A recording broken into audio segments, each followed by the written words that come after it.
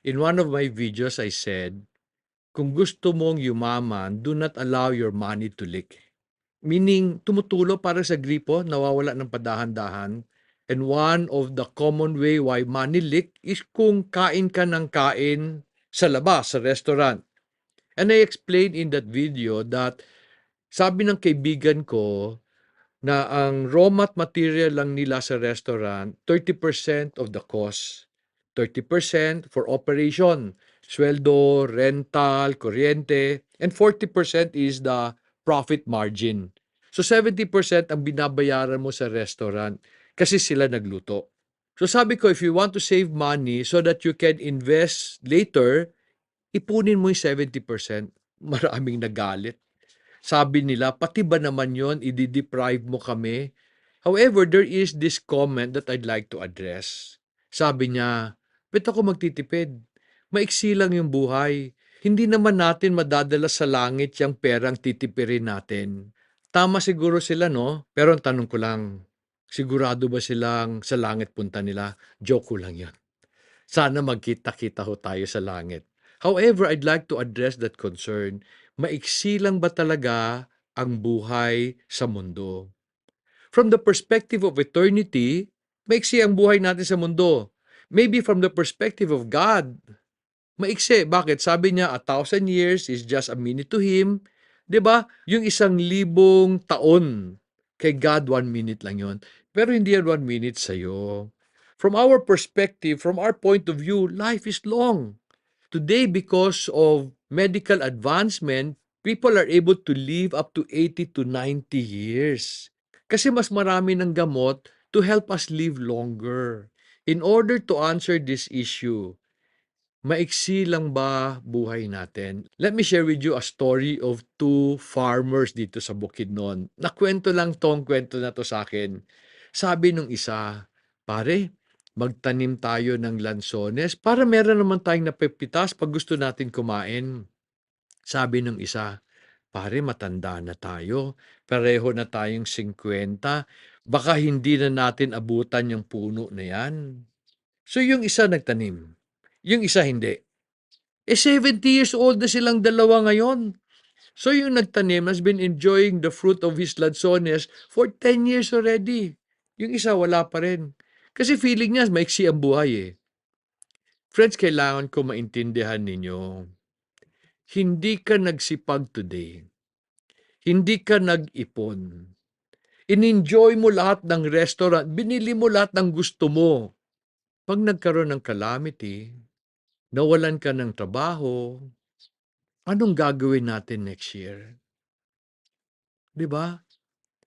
Friends, life in our perspective is not long. If we do not do our responsibilities today, we will suffer the consequences tomorrow. After the pandemic, I had a talk in one of the branch of my friend. Isang financial advisor niya came to me, sabi niya sa akin, Sir Dong, I'm so discouraged. Sinira ng pandemic ang negosyo ko. Sabi niya sa akin, it's been months since nagkaroon siya ng income. Sabi niya, how do I start? So I shared with her something I noticed during the pandemic. Because during the pandemic, I had a lot of talks in different industries, especially in insurance. Merong mga tao, excited na excited, Uy, pandemic, ang laki ng kinita ko. Yung iba sabi, Uy, pandemic, sira ang negosyo ko. Anong pinagkaiba nila? They went through the same pandemic. Yung isa nagsipag, nagtrabaho, nag-ipon, kumita. Yung isa, sinayang niya yung opportunities kasi sabi niya hindi makalabas. But she did not realize because everybody was home, there were more opportunities to sell or explain their product. But since sinayang niya yung opportunity last year, wala siyang kinita the year after. So ganun din ang mangyayari sa atin. If we continue to waste our money by enjoying everything we want to enjoy today. Friends, I need you to understand what you do today will determine your tomorrow. Hindi masama kumain sa labas because I also do it. I want to celebrate with friends. I want to bring out my family. And minsan, gusto ko lang talaga kumain sa labas. Pero hindi ko siya ginagawa parati. Daily, I only eat what we produce in the farm. And often I tell the person who will cook my food, itlog lang ha, tsaka kanin. Tsaka lettuce, okay na yan. Because there's no need to celebrate. Now, this strategy is one of the way we have increased our income by bringing down our expense. Hindi naman sa ayaw ko mag-enjoy kayo.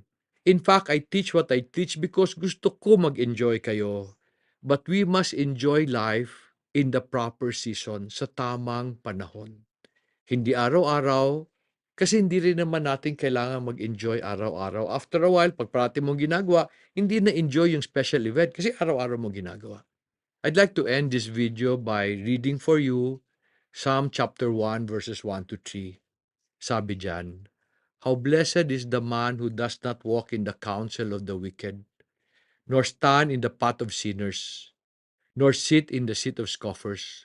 But his delight is in the law of the Lord, and in his law he meditates day and night."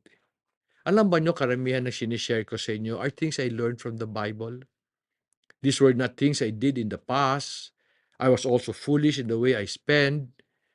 But when I studied God's Word, nakatulong siya sa akin because marami akong prinsipyong nakita sa Bible about life and business.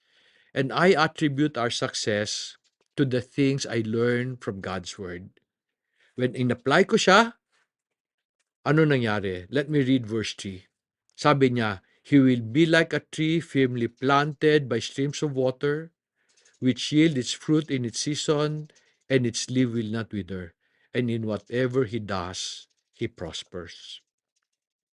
Friends, God wants us to be faithful with the resources He has given to us. He wants us to use what we have in order to have a fruitful life. But we need to be wise in the way we handle our money and the way we live our lives. Gusto ko fruitful ka. And this is why I do these videos.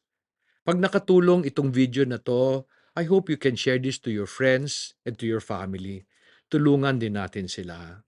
But as I end, I also want to ask you a favor. Will you help me help more people? And you can do this by subscribing to this channel and clicking the right button, because when more people subscribe to this channel, YouTube will share this channel to more Filipinos. Tulungan mo ko kung natulungan kita. God bless you.